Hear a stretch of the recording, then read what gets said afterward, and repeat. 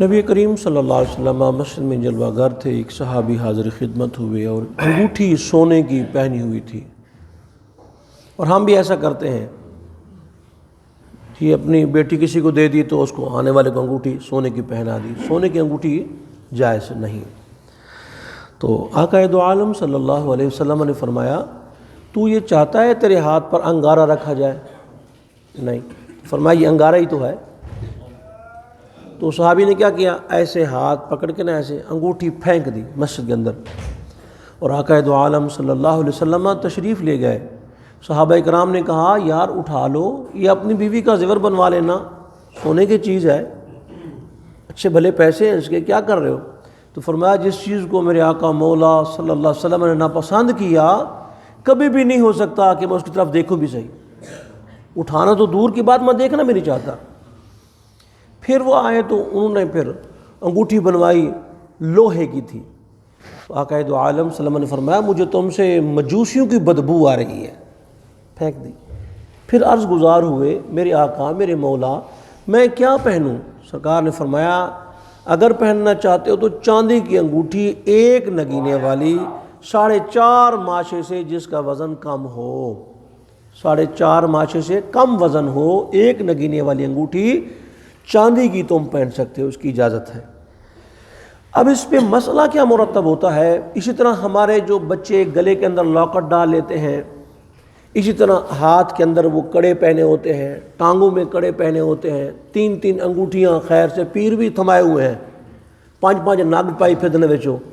بھئی اگر آپ کی ایک انگوٹھی نہیں 3 انگوٹھیاں ہیں، یا ایک انگوٹھی ہے اس میں 4 نگ لگائے ہوئے ہیں آپ نے، یا آپ نے گلے کے اندر زنجیر پہنی ہوئی ہے، یا ہاتھ کے اندر کوئی کڑا پہنا ہوا ہے، یا ٹانگوں میں کڑا پہنا ہوا ہے، اس کے ساتھ نماز مکروہ تحریمی واجب الاعادہ ہے، اس نماز کا دوبارہ پڑھنا ضروری ہے۔ اب سنیں، گھر میں خواتین ہیں، مائیں، بہنیں، بیٹیاں، ان کو 3 قسم کے زیور پہننے کی اجازت ہے: سونا، چاندی، کانچ۔ کانچ کا بھی پہن سکتی ہیں، سونا بھی، چاندی بھی، اس کے علاوہ نہیں۔ اگر انہیں مثلا آرٹیفیشل چوڑیاں پہنی ہوئی ہیں، جس طرح ملتی ہیں پیتل کی، لوہے کی، اس کا نماز پہ اثر ہے، نماز مکروہ تحریمی واجب الاعادہ ہے، اس نماز کا دوبارہ پڑھنا ضروری ہے۔ ہم نے تو پہن لیا۔ اس طرح ہمارے بچے جوان بھائی یہ جو ہیں یہ سر پہ کیچر لگا لیتے ہیں، اسی طرح پیچھے سے پونی سر کی بنا لی ہے، کان میں مندری ڈال لی ہے، یہ سارا نماز مکروہ تحریمی کر دے گا۔ سرکار نے فرمایا کہ وہ مرد جو زنانہ صورت اختیار کرے اس پر خدا کی لعنت، اور جو عورت مردانہ صورت اختیار کرے اس پر بھی خدا کی لعنت۔ اور ایک اہم مسئلہ نماز پڑھنے کے لیے وضو کیا، وضو کے بعد یہ بازو اس طرح سمیٹے ہوئے، یعنی ایسے وضو جو کیا نا ایسے بازو نکلا۔ پہلی بات تو یہ ہے جس وقت وضو کرے وہیں پہ اپنے اس کو صاف کر لیں۔ مسجد کے اندر وہ پانی کے قطرات گرانا مکروہ تحریمی ہے، حرام کے قریب ہے، وہ وضو کے قطرات وہیں پہ صاف کر کے ہیں۔ دوسری بات اگر اس طرح کھلی ہوئی ہوگی تو نماز مکروہ تحریمی، اس نماز کا دوبارہ پڑھنا ضروری ہے۔ اب اس میں 2 مسئلے ہو گئے، ایک یہ ہے کہ یہ شرٹ اوپر اس نے خود ایسے کی ہوئی ہے، دوسرا یہ ہے کہ وہ سلی ہوئی اتنی ہے، تو جو سلی ہوئی اتنی ہے وہ اس کی نماز ہو جائے گی، جس نے اس طرح سمیٹ کے نماز پڑھی اس کی نماز نہیں ہوگی۔ اس وجہ سے ان بازوؤں کو خصوصی خیال کریں۔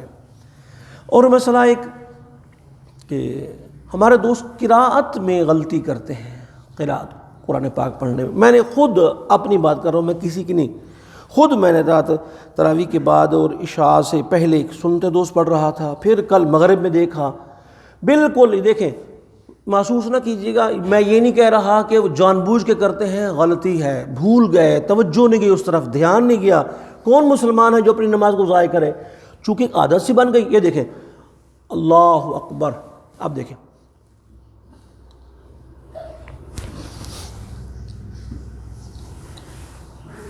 بالکل ہونٹ بند ہے، تو قرات کون سی ہوئی؟ نماز کون سی ہوئی؟ اور کچھ لوگ قرآن پاک کی تلاوت کرتے ہیں نا معذرت کے ساتھ، ایسے قرآن پاک کھولا ہوا ہے اور ایسے، یہ زیارت ہو رہی ہے، تلاوت نہیں ہو رہی ہے، معذرت۔ تلاوت کا تعلق منہ اور زبان کے ساتھ۔ اب دیکھیں ہم قرات کس کو کہیں گے؟ قرات کون سی ہوگی؟ یہ دیکھیں سبحانک اللہم بحمدک و تبارک اسمک و تعالی جدک و لا الہ غیرک. یعنی اگر کوئی شور والی آواز نہ ہو تو اپنی آواز کو آپ خود سن سکیں. اللہ پاک عمل کی توفیق عطا فرمائے.